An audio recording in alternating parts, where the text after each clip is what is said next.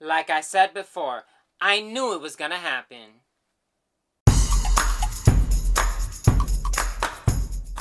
Well, and the plot thickens. This is a part 2, a continuation on this topic that I did a video about not that long ago. I'll leave a link in the description below, and I'll also put it as one of the recommended videos in the end. Let's dive in. Alright, here is the updated article on this topic that Deadline released. IATSE gearing up for possible strike against film and TV industry.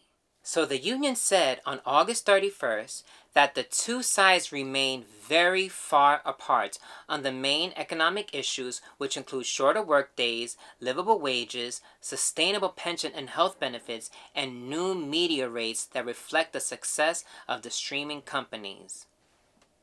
That is correct, and this is true. I mean, these reasons, they've been discussed many times before, and I know the union, they were up for contract negotiations, which I think it's supposed to be up for renewal on September 30th, pretty much the end of this month. And I know that this was part of it, to make all these new changes and negotiations.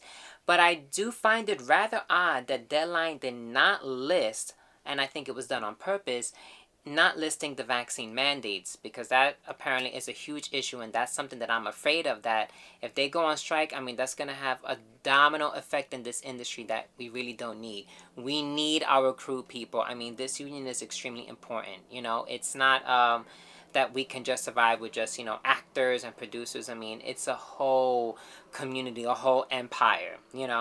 So these reasons, they are accurate, absolutely.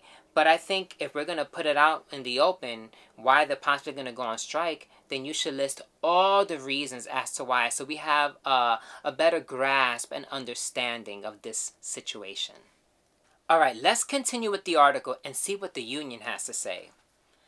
Okay, so it says here, our goal is to reach every single one of our members and make sure they know what is going on in negotiations, where to go to get more information, and when the moment comes, how to make their voices heard by voting, the union said in a message to members Tuesday night.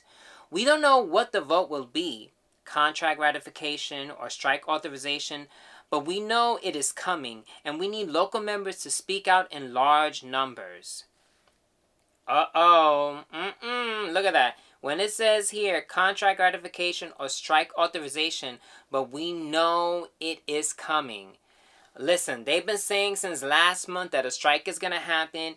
And yes, Deadline did list a lot of the reasons, not all the reasons, but there just seems to be a lot of negotiations and changes that need to happen. And if they don't get it done in time, because September 30th is just around the corner, don't be surprised if a strike happens. I don't want it to happen.